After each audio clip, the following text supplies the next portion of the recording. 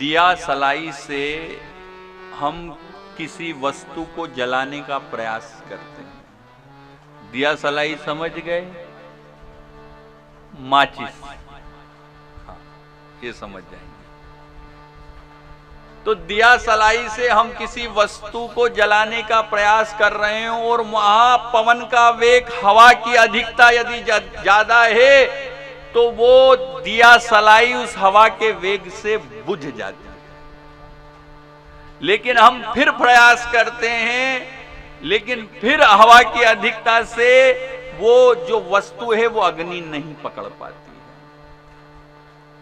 लेकिन हम भी निरंतर लगे रहते हैं, दिया सलाई को जलाते हैं, फिर दोनों हाथों को उस पर लगा लेते हैं कि जिससे जो हवा है वो उस तक पहुंच ना सके और हम उस वस्तु को जला सकें।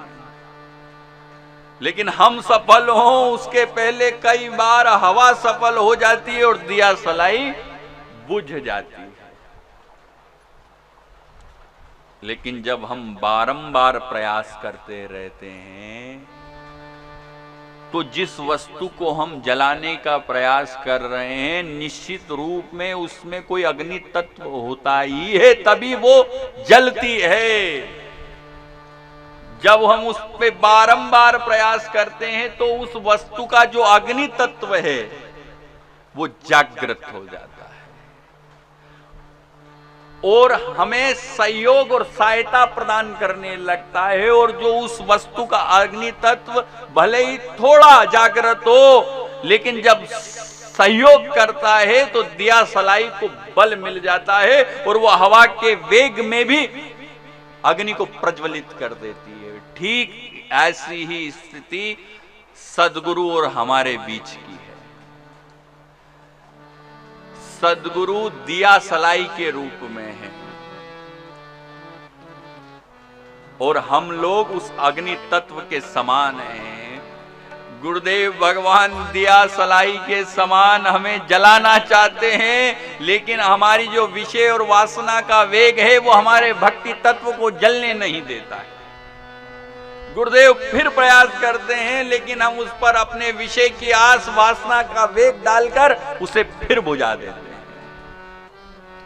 लेकिन गुरुदेव भगवान भी लगे ही रहते हैं। जब बारंबार गुरुदेव प्रयास करते हैं तो निश्चित रूप में हमारे अंदर भी ईश्वर अंश, जीव अविनाशी, चेतन अमल सहज सुख राशि, हम भी उस ईश्वर के अंश हैं। हमारे अंदर भी भक्ति तत्व है लेकिन चैतन्य नहीं है। जब गुरुदेव भगवान बारंबार प्रयास करते हैं तो पूरा नहीं लेकिन कुछ हद तक हमारा जो भक्ति तत्व है वो चैतन्य हो जाता है।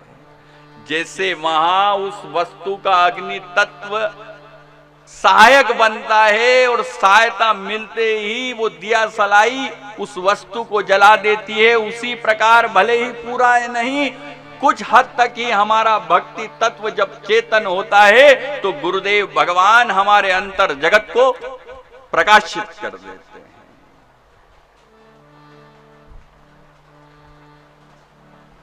गुरुदेव जो है ना वो आपको भगवान का बनाने में कोई कसर नहीं छोड़ते हैं।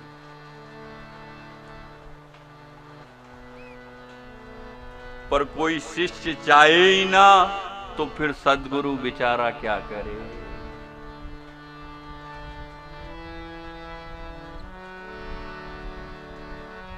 जैसे एक बार अग्नि जल जाए तो उससे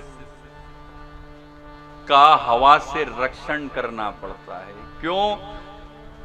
जली अग्नि भी हवा के वेग से फिर बुझ सकती है। उसी प्रकार जब सद्गुरु के द्वारा हमारी भक्ति चैतन्य जागृत भी हो जाए तब भी हमें विषय और वासना के वेग से उसका रक्षण करते रहना चाहिए, नहीं तो जला दिया भी बुझ सकता है।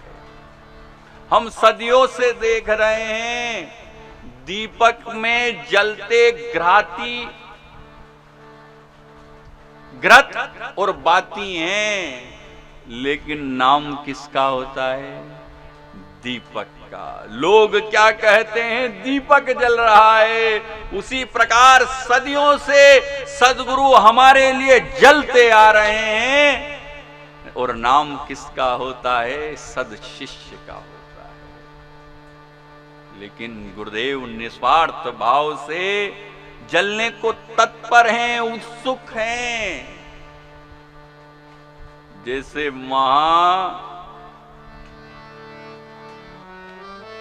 घृत और बाती जलते हैं, लेकिन नाम दीपक का होता है, लेकिन घृत और बाती को कोई अंतर नहीं पड़ता, क्योंकि उसका काम नाम करना नहीं, प्रकाश करना है।